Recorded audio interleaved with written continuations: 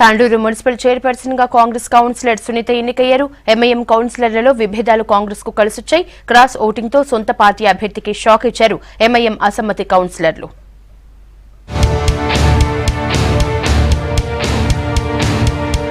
Tandur municipal chairperson పదవిని కాంగ్రెస్ సొంతం చేసుకుంది.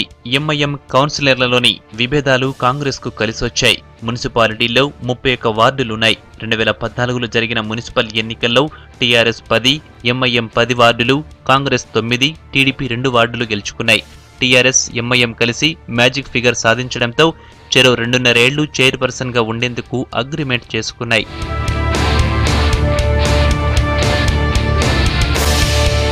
ఒప్పందం ప్రకారం మొదట 2.5 ఏళ్లు టీఆర్ఎస్ నుంచి విజయలక్ష్మి చైర్పర్సన్ గా పనిచేశారు.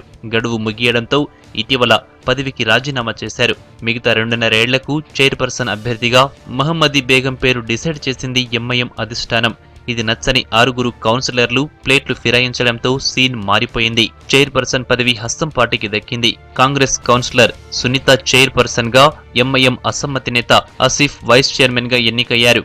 తాండూరులో ఉన్న చాలా మంది ప్రజలు మా మీద ఎన్నో ఆశలు పెట్టుకొని మేమే కావాలని కోరుకున్న ప్రతి ఒక్కరి ఆశీర్వాదం, తాండూరులో ఉన్న ప్రతి ఒక్కరి ఆశీర్వాదంతో ఈరోజు నాకు పోయిందనుకున్న ఈ చైర్మన్ పదవి మళ్ళీ ఈరోజు ఈ అవకాశం ఇలా దేవుడు ఇచ్చినందుకు గాను ప్రతి ఒక్క వార్డులో ఎక్కడెక్కడ ఏమేమి సమస్యలు ఉన్నాయి, ముందుగా ఏ సమస్యని పరిష్కరించాలి, ఎమర్జెన్సీ వర్క్ ఏది కావాలి అనే దాన్ని బట్టి ఒక ప్రణాళికలు ఏర్పరచుకుంటాం మేమంతా కలిసి.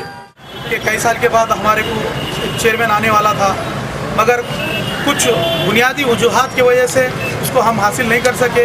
मगर अल्लाह का शुक्र और करम एहसान है, जो लोग हमारे या चेयरमैन भी नहीं रहना और वाइस चेयरमैन भी नहीं रहना, पूरी एमआईएम तांडूर से सफ़ा हो जाना, इस तरह के मनसूबाबंदी कर रहे थे। तो अल्लाह के करम से हमने उस चीज़ को नाकामयाब करते हुए हम अपने वाइस चेयरमैन के ओहदे को कायम रखे हैं।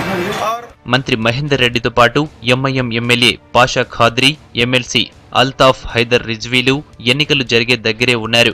పార్టీ అభ్యర్థులకే ఓటు వేయాలని అసమ్మతి కౌన్సిలర్లకు ఎంఐఎం నేతలు నచ్చచెప్పినా ఫలితం లేకుండా పోయింది. ఎంఐఎం కౌన్సిలర్లలో చీలిక రావడంతో పరిస్థితి మారిపోయిందన్నారు మంత్రి మహేందర్ రెడ్డి.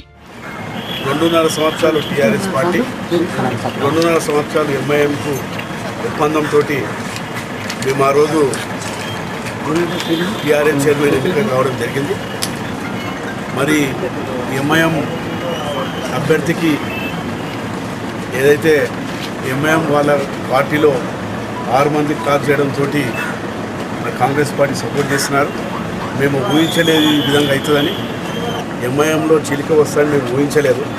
ఒకవేళ ఊహించి ఉంటే అది వేరే తెలియలేదు. అసమ్మతి నేతలపై ఎంఐఎం అధిష్టానం చర్యలు తీసుకునే అవకాశం ఉన్నట్లు తెలుస్తోంది.